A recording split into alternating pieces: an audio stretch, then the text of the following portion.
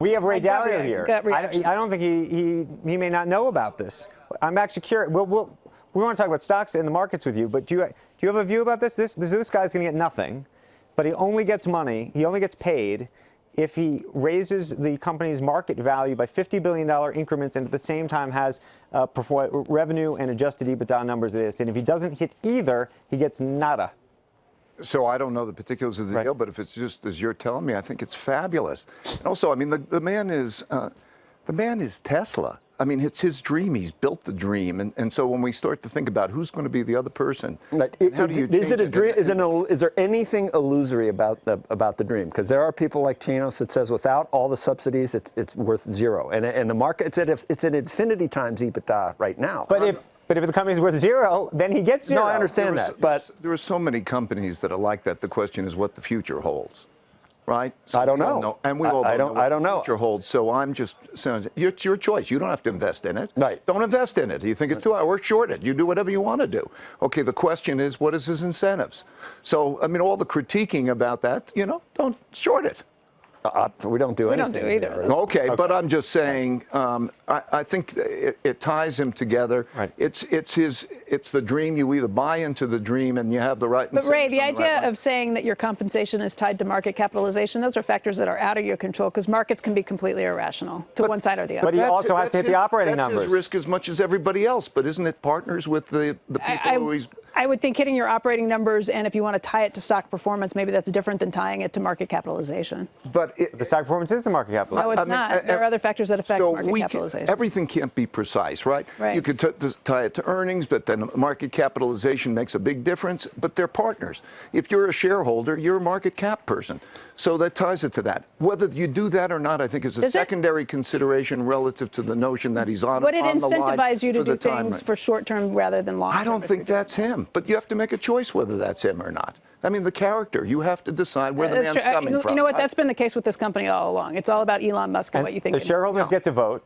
And I would also say, as I said before, even once the shares vest, if he actually hits all the things, he then has to hold the shares for 5 years. So you can't temporarily prop up the thing, and then have it go to zero later. That's to me why you have to go to zero. You either buy into it or you don't buy into it. Of whatever it goes to. It's not necessarily a binary question with 100 million or 100 billion or zero. We should properly introduce him because we haven't had a chance to. Ray Dalio is here. He's the founder of Bridgewater, chairman, chief investment officer. We're always thrilled to see you and spend time with you here in Davos, and always get your ideas about where you think the market is and how the machine, you've always talked about the machine and your principles work right now. So where are you? So I think let's particularly talk about the U.S., but I think it's generally true of the world. We are in this Goldilocks period right now in which we have had a beautiful deleveraging. The inflation isn't a problem. Growth is good. Everything is pretty good, with a big jolt of stimulation coming from the changes in tax laws and such. That is going to, at the part of the cycle, we're at the later part of the cycle. So if you look at the operating rates and you look at the GDP gap and measures, we're going to have a jolt of stimulation into that.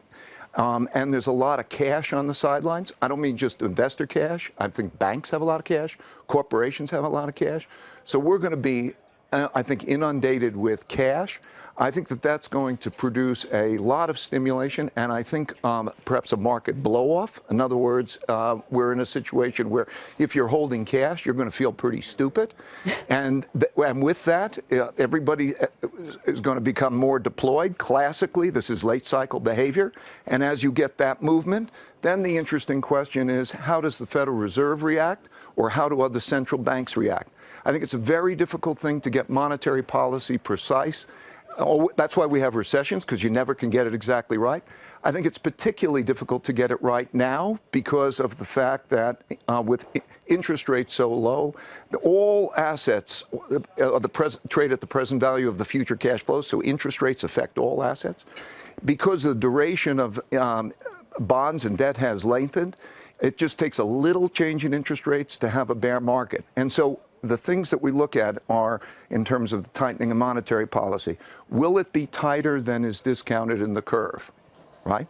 We have a very small amount of tightening which is built into the curve. If it is greater and interest rates rise are greater, that can affect all asset prices. But you're not necessarily talking about 4 moves instead of 3. You're talking about something a little greater than a quarter percentage point off, right? It's all a matter of degree, right? Right. We are entering that part of the cycle, right? That last part of the cycle. That last part of the cycle, I think, can last a year. But I would say when we come back here next year, Right. probably when we're dealing with it, the issue of the preciseness of monetary policy, the delicacy, is going to be a particular issue. So I think that you're going to get a reaction. I think that the Fed should think about how much of it is this jolt to stimulation, and they should let it go. That the notion of inflation worry, what is the problem with inflation? They're struggling to get it to 2%. All the central banks are struggling to get it to 2%. We're not going to probably even hit a core inflation rate of 2% because there are other things that are happening in the economy. So let it go, enjoy it, but probably we're entering Okay, but then you got to get the time. last segment. But if this is the last leg, not only does the Fed have to get it right, you as the investor have to know when to be in and then clearly when to be out. That's my game. Well, right. I mean, that's right. I got to know it. We all got to know it. So, That's Ray, right. we need to recalibrate what we think is a high interest rate and what is a low interest rate, because even if, like historically, I'm just conditioned to think that, I don't know, I'm used to 6 and 7%. So this time 5% could be high, and that could be enough to dislocate. So we need to recalibrate. I think to calibrate it, you have to ask, what does it mean for asset prices first, and then what does it mean for economic activity? If you look at asset prices, if they're all calculated as the present value of future cash flows. So if the bond market goes down, to put that in perspective, if there's a 140 basis point rise in bond yields, you will have the greatest bear market in bonds ever. The biggest bear market.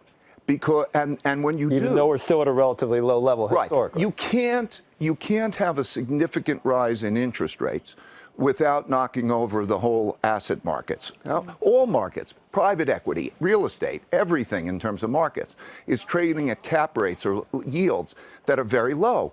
If all of a sudden you raise the discount rate on that, they're all going to go down, right? So you have a sensitivity from asset prices. The average increase in the tightening cycle has been about 500 basis points.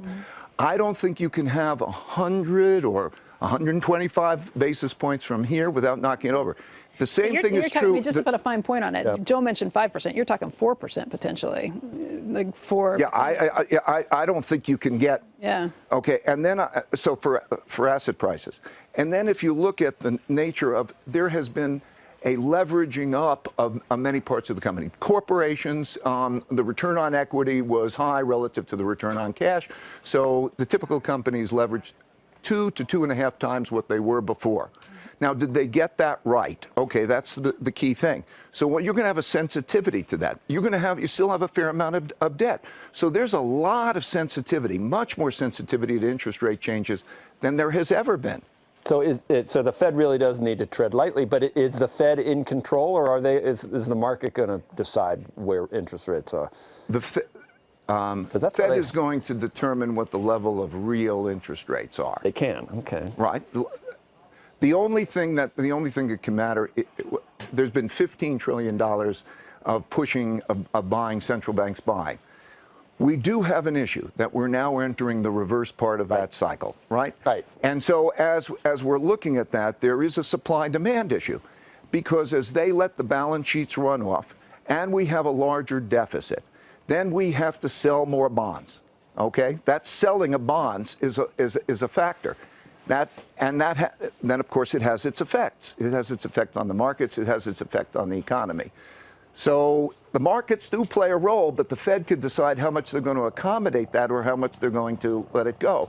That'll be the Fed's balancing act. By the second half of this year, I think, and when we meet again, we're going to be talking about that. You know, did they get it exactly right, and how difficult it will be to get it exactly right? Let me ask you about what you've called 2 different economies or 2 different markets that we're living in terms of in the United States, which is, you've talked about sort of inequality in the country. Are you surprised by, and we're talking about the Jamie Dimon news, this morning. J.P. Morgan, offering increasing salaries by 10%. You have all these bonuses that came out right after the tax reform plan. Are you surprised? And do you think that's going to seep meaningfully into the real economy? I don't think it's going to move the needle. Okay. What I broke the economy up is in two parts. So, because I think when we look at averages, they're misleading because the top 0.1% of the population's net worth is equal to the bottom 90%. If you look at income, you can't look at averages and be representative. So I broke it into two parts, the upper 40% and the bottom 60%. And I picked the bottom 60% because that's the majority of the people. And if you look at that, that's majority. It has it's had no income growth. It's been the group that has suffered the most in terms of income change has been the middle class, and so less income growth. It has the only rising death rates in the world, and it has opiates and suicides. It has a number of issues that are there. Now so I go through the calculations. I see what companies are saying that they're going to do.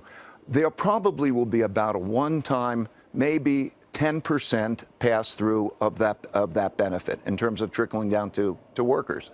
So I think that there should be metrics. In other words, they really take the economics of the income, because what I'm worried about is what would the next downturn be like? I'm not worried about an immediate downturn, but I would say that if we were to look 2 years forward, okay, probably right before the next presidential election, there is a good chance that you will have a downturn. And if you have a downturn for that segment, I'm worried about how we will be with each other and that element of cohesiveness. I mean, basically, the formula for having problems, social and political problems, is have a lot of difference between rich and poor people who their budgets are tied together, so they have to decide on those things. And you have an economic downturn because there'd be a lot of arguing. Are you concerned about what that will be like if you have a downturn? I think we may. We're getting along so well now. So I don't think when we look at the stocks, when you look at if you look at how it passes through, let's say revenue growth, we've boosted after-tax earnings because of the changes. It's great for shareholders. And then if you look at the percentage of revenue that goes to profit, and the percentage of revenue that goes to the worker, there's been, it was typically profit has been about 7% of revenue, and it's gone to about 14% of revenue, and the amount that's gone to the worker has gone less. That's capitalism, because we invent better technologies and do such things which are wonderful for productivity in its various ways. But there is a question of how that's working for the majority of people. So I don't worry about debt service payments.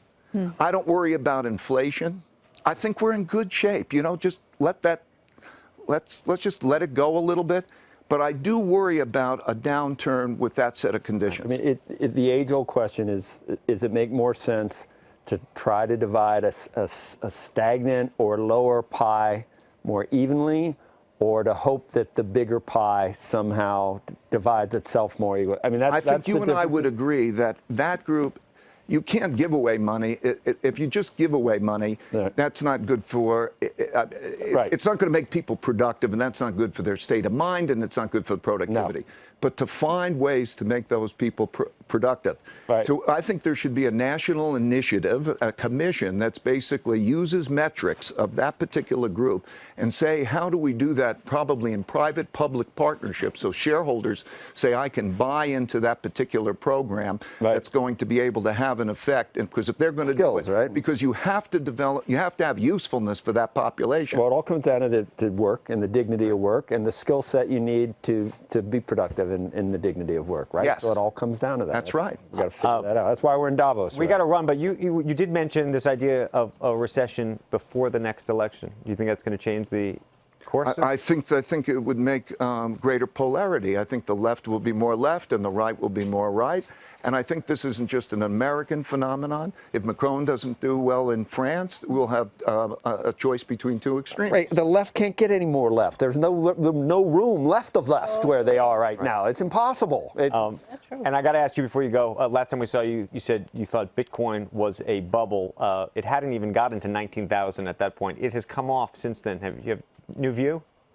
Well, it was a bubble. It's a bubble. It's still a bubble. But well, no, you know what bubbles are. They have their own particular dynamic. A perfectly good market can be in a bubble. Dot-com bubble. We had internet companies and so on. They had a bubble and then they had a bust. I don't trade I don't know how to value it. I believe in the blockchain technology. I think it's great.